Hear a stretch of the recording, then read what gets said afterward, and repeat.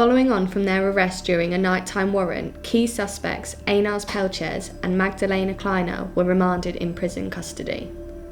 The investigation team's focus now fell on tracing Karen's Pelcis and Madara Stromane.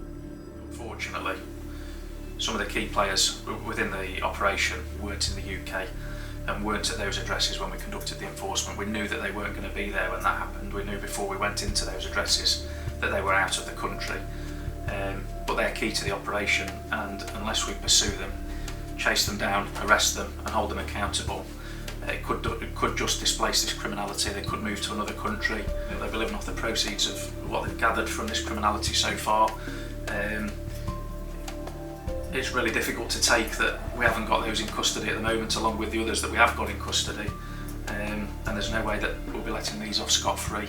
I'll be doing everything in my power, as well the investigation team, to bring these two and some of the others to justice.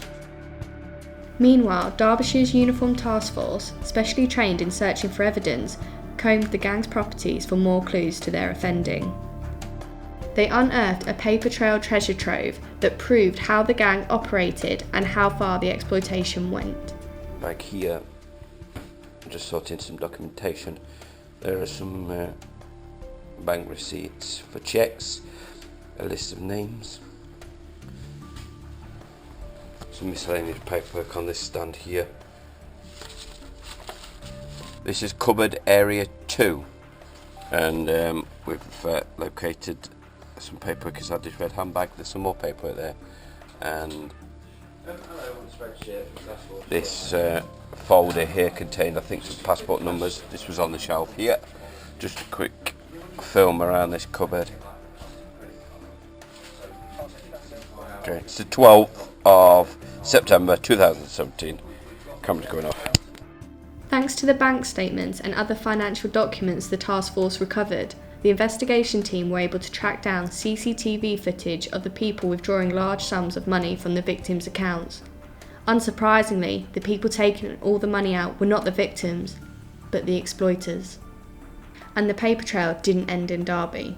Countless other withdrawals and transactions were found all the way back in Latvia.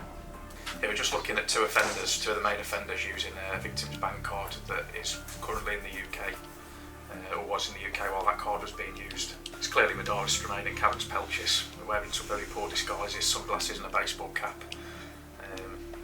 And looking at the mobile phone, possibly to get the card details while they're using it, possibly looking for a PIN number that might be stored on the mobile phone. That's a possibility. It seems to be a common theme in the CCTV that they look at their mobile phone while they're using the bank cards. Quite often the wages were put into the bank accounts at 8 o'clock in the morning on a Friday, and what we actually saw was suspects queuing up with bank cards, and they would wait for the money to drop in. So on some occasions we actually saw transactions or failed transactions on victims' bank accounts where they were literally waiting and checking to see if the money had dropped in. As soon as the money drops into the account, they would take all the money out. Detectives discovered that the money was used to pay for day-to-day expenses, luxury goods, flights and even high-end vehicles that had once been on the streets of Derby but were now overseas back in Latvia. In one clip, recovered from a petrol station in rural Latvia, suspect Madara was captured using a victim's bank card to pay for a full tank of fuel in a £36,000 Hummer SUV. It was this type of evidence that led the team to believe that there was much more hidden overseas, and that in order to dismantle the gang once and for all, they would need to follow the trail to Latvia.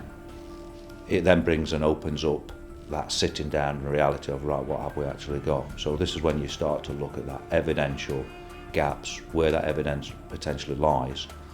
And the majority of the evidence that we wanted was out in Latvia. So that brings other challenges as well.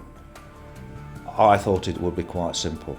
We would get a European arrest warrants, we would put them on PNC and put them on, our computer systems and everything else, and naturally that would take its normal course, which runs throughout normal policing anyway. And I thought if you had those existing processes in place, why not use them to capture them? But the reality of it is, and some of the discussions and that evidential gaps that we'd got, it was quite obvious that we needed to do a lot of work around the Latvian side of the business. And I think it quickly became apparent that if we don't do anything a little bit different and we don't think a bit different, then potentially those suspects would probably never come forward. When we were investigating this, we wanted to get everybody responsible, and from the information we had, it was clear that Karens and Madara, who we didn't get on that initial enforcement, were a massive part of this organised crime group and this conspiracy to exploit really vulnerable people. So we didn't give up. We explored every avenue we could to try and get hold of them, and we ultimately knew that they weren't going to return to the UK of their own accord, and we had to bring them back.